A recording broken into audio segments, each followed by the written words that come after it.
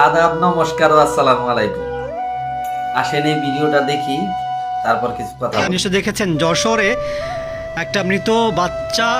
তার sir sir প্রশ্ন নিতে হবে স্যার। স্যার আপনি স্বরাষ্ট্র স্যার, আপনি স্বরাষ্ট্র স্যার, আপনি স্যার স্বরাষ্ট্র স্যার। একটা মৃত বাচ্চা স্যার, একটা মৃত বাচ্চা। আমি কৃষি ছাড়া আমি কৃষি ছাড়া বলবো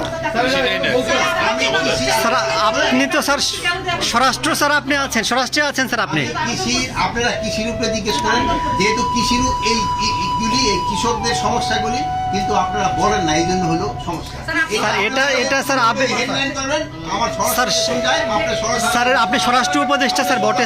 সাংবাদিকরা কতবার করে মনে করে দেওয়ার চেষ্টা করতেছে, স্যার আপনি কিন্তু স্বরাষ্ট্র উপদেষ্টা, আপনি কিন্তু স্যার স্বরাষ্ট্রতে আছেন। তারপরেও আমাদের উপদেষ্টা মহোদয় বলতেছে যে কৃষি নিয়ে যদি কোনো প্রশ্ন থাকে তাহলে সেটা করেন। কৃষি উপদেষ্টা না হয়, যদি উনি স্বরাষ্ট্র উপদেষ্টা হয়, তাহলে ওনার কাছে আইন শৃঙ্খলা পরিস্থিতি নিয়ে যদি প্রশ্ন করে তাতে উনি রাগ হয়ে যায় কেন? আইন শৃঙ্খলা পরিস্থিতি নিয়ে সন্তুষ্ট না নাকি? নাকি উনি এই আইন শৃঙ্খলা পরিস্থিতি নিয়ে প্রশ্নের উত্তর দিতে ইতস্ত বোধ করে? এখন আমরা সাধারণ জনগণ দ্বিধাদ্বন্দ্বে পড়ে যাইতাছি যে কে আসলে স্বরাষ্ট্র উপদেষ্টা, কে আসলে কৃষি উপদেষ্টা।